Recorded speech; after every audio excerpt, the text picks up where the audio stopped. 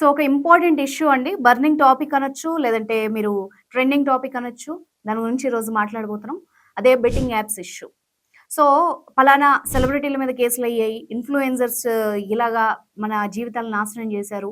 So called మొన్నటి వరకు వచ్చిన ఆపద్బాంధవుడు 'హర్ష సాయి' లాంటి వాళ్ళు గూడా ఇలా జేశారు, అలా జేశారు. మేము పొద్దున్న లేసినప్పటి నుంచి లాస్ట్ 4 డేస్‌గా ఇదే న్యూస్ వింటున్నాం. అయితే సోషల్ మీడియా ఏదైతే ఉందో ఇన్‌ఫ్లుయెన్సర్‌లు, యూట్యూబర్‌లు, సెలబ్రిటీల మాటలు నమ్మి లక్షల్లో బెట్టింగ్ కట్టి పరువు పోగొట్టుకున్న వాళ్ళు కొందరైతే, ప్రాణాలు కోల్పోయిన వాళ్ళు ఇంకొందరు. సో, ఈ విషయం పక్కకు పెడితే వాళ్ళది తప్ప మనదేమీ లేదా? ఒకసారి ఆలోచించండి. ఎందుకు అంటున్నా అంటే నేను వాళ్ళకి సపోర్ట్ చేయట్లేదు. ఒకసారి మనల్ని మనం చెక్ చేసుకునే ప్రయత్నం చేద్దాం. ఎందుకంటే ప్రతి దానికి కారణాన్ని పక్కవాడి మీద వేయడం కంటే మనం ఏం చేసాం అన్నది కూడా ఒకసారి మనం ఆలోచిద్దాం. ఇక్కడ పాయింట్ ఔట్ చేసి కొన్ని విషయాలు చెప్తాను. నేను ఇందులోనే కొన్ని క్వెషన్స్ ఉన్నాయి. ఓపికగా లాస్ట్ వరకు విని మీ ఒపీనియన్ చెప్పండి. ఒకడి అవసరం ఎదుటి వాళ్ళకి అవకాశం. ₹10 పెట్టు, ₹100 కొట్టు అని ఎవ్వడో ముక్కు మొఖం తెలియని ఒక వ్యక్తి జస్ట్ ఇట్లా ఒక బిస్కెట్ పడేస్తే ఆశగా నోరు తెరవడం అందరికి అలవాటైపోయింది. అందరికి. ఎందుకు అంటే కూలీ నాలి చేసుకునే వాళ్ళు కూడా, అంటే ఆ రోజుకు బతకడానికి చేసుకునే వాళ్ళు కూడా బెట్టింగ్ ఆడడం ఏంటి? అంటే నువ్వు బతకడానికి కదా నువ్వు కష్టపడుతోంది, సంపాదిస్తోంది. అంటే 100 వస్తుంది అనగానే 10 పెట్టడానికి రెడీ అయిపోయామా? సో, ఆశ గురించే మాట్లాడతా. ఎందుకంటే ఆశ, అత్యాశ వీటి వల్లనే ఈ రోజు జరుగుతున్న ప్రతి మోసం వెనక కూడా ఇదే ఉంది. సో, వీటి గురించి మాట్లాడదాం. మనిషి ఆశాజీవి కాదనట్లేదు. కానీ దీనికి ఒక మంచి సేయింగ్ ఉంది. మనిషి ఆశాజీవి అంట, గొడ్డు కష్టజీవి అంట. పెద్దవాళ్ళు ఎప్పుడో చెప్పారు. కానీ మనుషులకి ఆశ ఎంతుందంటే ఆశ గురించి ఆలోచిస్తూ మనం ఆక్సిజన్ తీసుకునేయడం కూడా బ్రేక్ ఇచ్చేస్తున్నాం. అంత ఆశపడి గేమ్ ఆడే వాళ్ళని చూసారా ఎప్పుడైనా? అసలు ఎంత టెన్షనో, వాళ్ళలో ఒక వైబ్రేషన్ కనబడుతది. ఏంటే 'చంద్రముఖి' సినిమాలో వేరియేషన్ వస్తది గదా! అలాగా టెన్షన్. ఇప్పుడు నేను పెట్టేసాను ఎలా? ఆ టైంలో యాంగ్జైటీ లెవెల్స్, ఆ స్ట్రెస్. కొంతమందంట, నేను రీసెంట్‌గా బాధితులతో మాట్లాడినప్పుడు వాళ్ళ పిల్లలు గేమ్ ఆడనివ్వకపోతే, ఇవే బెట్టింగ్ యాప్సే ఆడనివ్వకపోతే ఇట్లా షివర్ అయిపోయేవాళ్ళంట. అంటే తాగేవాళ్ళు వీళ్ళని ఏదైనా అడిక్ట్ అయిన వాళ్ళని ఆపితే అలా అయిపోతారు చూడండి. అంతలా అడిక్ట్ అయ్యారు. దేనికోసం? డబ్బుల కోసమేగా. ఆడండి, గెలవండి. ఓడిపోయారా? డీలా పడకండి. మళ్ళీ ఆడండి. మీ డబ్బుకి డబుల్ సంపాదించండి అని ఒకడు ఏసిన ఎరకి ఎగిరి గంతేసి గుంతలో పడ్డారంట జనం. ఎవరు? ముఖ్యంగా యూత్. సరే, వాళ్ళు చెప్తే వీళ్ళు ఆడారు అని అనుకుందాం. వాళ్ళు గడ్డి తినమంటారు. తింటామా? పోనీ బెట్టింగ్ యాప్స్ కి బానిసలైన వాళ్ళ మీద జాలి చూపించాలా? తెలిసే చేశారో, తెలియక చేశారో, ఇంకా గట్టిగా చెప్పాలంటే ఒళ్ళు బలిసి చేశారో వాళ్ళకే తెలియాలి అని అనుకోవచ్చు కొన్ని సందర్భాల్లో. ఎందుకంటే ఇక్కడ డబ్బున్న వాళ్ళు, డబ్బు లేని వాళ్ళ విషయం మాట్లాడదాం. ఎవరు ఒప్పుకున్నా ఒప్పుకోకపోయినా సొసైటీలో మనం ఇప్పుడు ఉన్న సిచ్యువేషన్‌లో రెండే ఉన్నాయండి.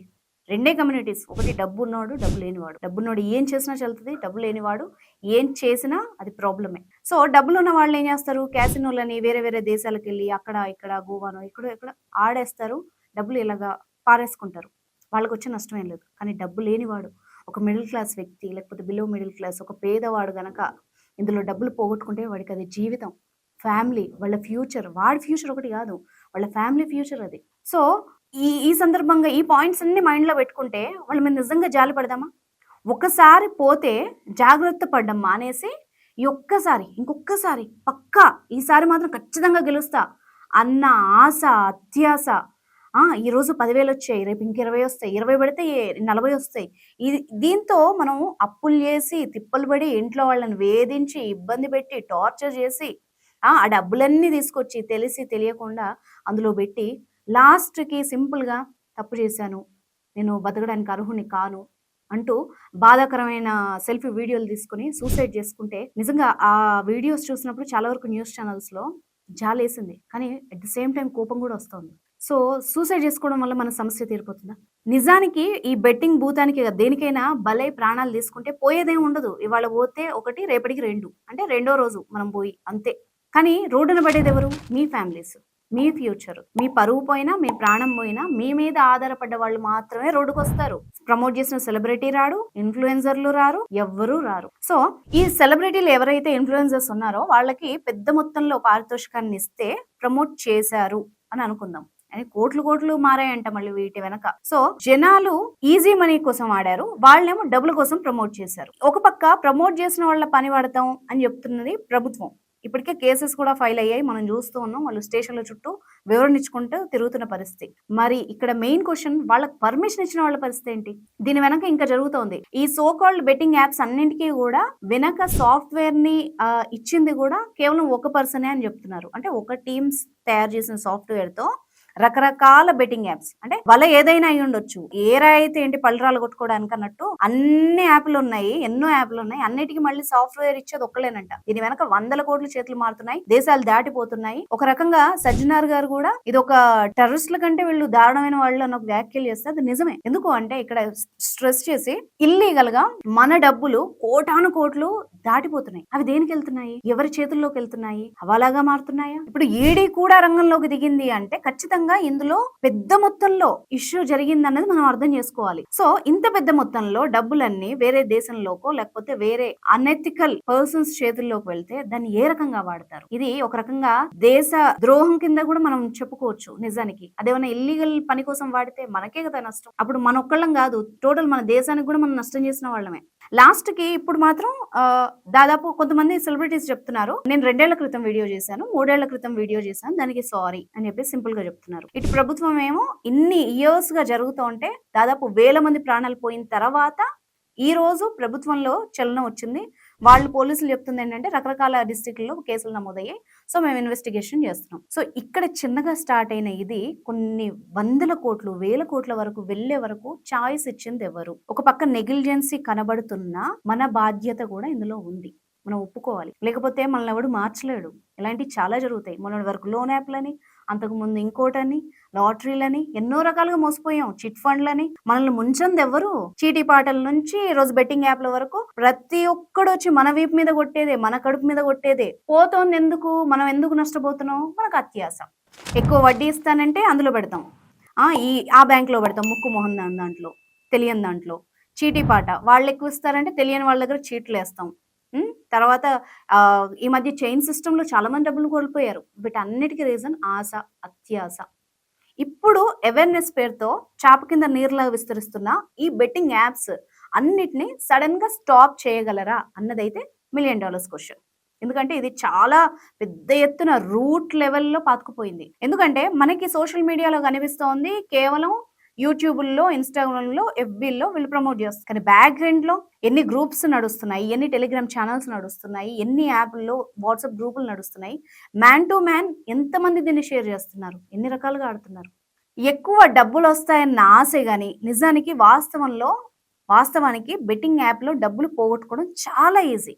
అసలు మన దేశంలో జూదం, బెట్టింగ్ చట్టవిరుద్ధం. మరి ఇంత విచ్చలవిడిగా యాప్స్ రన్ చేస్తున్నారంటే వాళ్ళ వెనక అసలు ఎవరి హస్తం ఉంది? ఎంత పెద్ద మొత్తంలో లావాదేవీలు జరుగుంటాయి? ఎందుకంటే ఈ ఇన్ఫ్లుయెన్సర్లే 100 మంది, 1000 మంది ఉన్నారు ప్రమోట్ చేసే వాళ్ళు పబ్లిక్ గా. అంటే బ్యాక్ ఎండ్ లో ఎంతమంది ఉన్నారు? యాప్ క్రికెటర్స్, ప్రమోటర్స్, సెలబ్రిటీలు, వీళ్ళందరికీ ఇంతింత డబ్బులు కోట్లు కోట్లు ఇచ్చి వాళ్ళ ద్వారా సామాన్య జనాలకి ఎరేస్తున్నారు.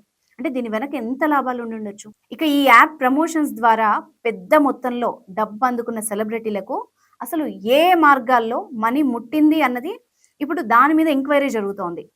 పోలీసులు ఇప్పుడు అదే చేస్తున్నారు. ఈడీ రంగంలోకి దిగి కూడా వాళ్ళ స్టేట్మెంట్స్ ఇవన్నీ కూడా కలెక్ట్ చేస్తున్నారు. అసలు ఇలాంటి ఇల్లీగల్ యాప్స్ కి గవర్నమెంట్ నుండి సీక్రెట్ పర్మిషన్ ఏమైనా ఉందా? అది నా క్వశ్చన్ కాదు. ఎందుకంటే ఇంత పెద్ద మొత్తంలో జరుగుతున్నప్పుడు సామాన్య జనాలే అడుగుతున్నారు ఈ క్వశ్చన్ని. ఎందుకు అంటే ఇంత పెద్ద లెవెల్లో పాతుకుపోతుంటే చూస్తూ ఎందుకు ఊరుకున్నారు? దీని వెనక ఏమైనా రీజన్ ఉందా అని కూడా అడుగుతున్నారు. సో ఇన్నాళ్ళు లేదు, అంటే ఇందాక నేను చెప్పినట్టు 2-3 ఏళ్ల నుంచి వాళ్ళు చేస్తున్నప్పుడు లేదు, సడన్ గా ఇష్యూ ఇప్పుడే తెర మీదకి వచ్చింది అంటే గవర్నమెంట్ కి ఇన్కమ్ రావట్లేదా? లేదా ప్రమోషన్స్ పేరుతోని కోట్లు సెలబ్రిటీల జేబుల్లోకి పోతున్నాయి. ముందుగా వాళ్లతో స్టార్ట్ చేస్తే అసలు క్రియేటర్స్ ఎవరో దొరుకుతారు. సో ఆ డబ్బులేదో సీదా మనకే వస్తాయి అన్న ఆలోచనలో సర్కార్ ఉందా? ఇది కూడా వాళ్ళు అడుగుతున్న క్వశ్చనే. సో ఇల్లీగల్ యాప్లను ప్రమోట్ చేసిన సెలబ్రిటీల మీద కేసెస్ అయితే ఫైల్ చేశారు, నోటీసులు ఇచ్చారు. వాళ్ళు ఒక్కొక్కళ్ళుగా బయటకు వస్తున్నారు. కలుగుల్లో ఉన్న ఎలకలాగా ఒక్కొక్కళ్ళు వస్తున్నారు, పోలీస్ స్టేషన్స్కి వెళ్తున్నారు, విచారణకి సహకరిస్తున్నారు. అటెండ్ అవుతున్నారు. కొందరు అబ్స్కాండ్ అయిన వాళ్ళు గూడా ఉన్నారు. సో, వాళ్ళ గురించి తర్వాత మాట్లాడదాం. అసలు ఎవరు నోరు విప్పి ఎలాంటి సెన్సేషన్ విషయాలు బయట పెడతారు? అరెస్టులు తప్పవా? యాప్ క్రియేట్ చేసిన వాళ్ళు బయటకొస్తారా? వాళ్ళు చేసిన ఫ్రాడ్ జనాలకు తెలుస్తుందా? తెలిసే ఛాన్స్ ఉందా? ఇవన్నీ గూడా క్వెషన్సే. అసలు ఈ సీక్రెట్ పర్మిషన్ ఇచ్చిన ప్రభుత్వాలు ఎలా రెస్పాండ్ అవుతాయి? దాని తర్వాత ఇలాంటి షాకింగ్ అండ్ సర్ప్రైజింగ్ ఫ్యాక్ట్స్ బయటకొచ్చే అవకాశం ఏమైనా ఉందా అంటే డౌటే మరి. ఎందుకంటే దీని వెనక చాలా పెద్ద ఎత్తున నడుస్తోంది. ఇప్పటికే ఊహాగానాలని నేను అన్ను గాని, కొందరు ఎనలిస్టులు చెప్పిన మాటైతే 100,00,00,000 చేతులు మారాయని, ఇప్పుడు ఏదైతే జనాల ముందు గూడా కొత్త కొత్త డౌట్స్ అయితే ఉన్నాయి. సో, వీటన్నిటికి ఆన్సర్ రావాలి అంటే మనం కొన్ని రోజులు వెయిట్ చేయాలి. కానీ దానికంటే ముందు ఎవరో వచ్చి మనల్ని మోసం చేసే స్థితిలో మనం ఉండకూడదన్నది నా ఒపీనియన్. ఒకసారి ఇప్పుడు ఎలా అంటే, అరే ఎందుకురా బాబు నువ్వు చచ్చిపోతున్నావు, ఇలా అయ్యావు అంటే నేను బెట్టింగ్ ఆడాను. ఎందుకు ఆడావు అంటే నన్ను ఆడమని వాళ్ళు చెప్పారు. వాళ్ళని ఎందుకు చెప్పారో బాబు అని ఇన్‌ఫ్లుయెన్సర్‌లని అడిగితే సో కాల్డ్ సెలబ్రిటీలు పెద్ద పెద్ద వాళ్ళు చేశారు కాబట్టి మేము చేసాం. ఏంటిది ఇదేదో చాప ఎందుకు ఎండలేదు అన్న కథలాగా ఉంది. కానీ ఫైనల్‌గా నష్టపోయిందైతే మనమే. మన సామాన్య మధ్య తరగతి పేద కుటుంబాలు. డబ్బులున్న వాడికి ఓకే. వాళ్ళు ఎలా అయినా సంపాదిస్తారు. అది పెద్ద విషయం గాదు. వాళ్ళకి లైఫ్ గడవనంత సిట్యుయేషన్‌లో ఉండరు. కానీ లిటరల్లీ మోసపోయింది, బాధపడేది, బలైపోయేది మాత్రం ఎప్పటికైనా ఈ దేశంలో అత్యాస కలిగిన, ఆశపడే ఒక పేదవాడు మాత్రమే. సో, దయచేసి ఆలోచించండి నేను చెప్పిన విషయం. And thank you. Me opinion గూడా కింద కామెంట్ చేయండి.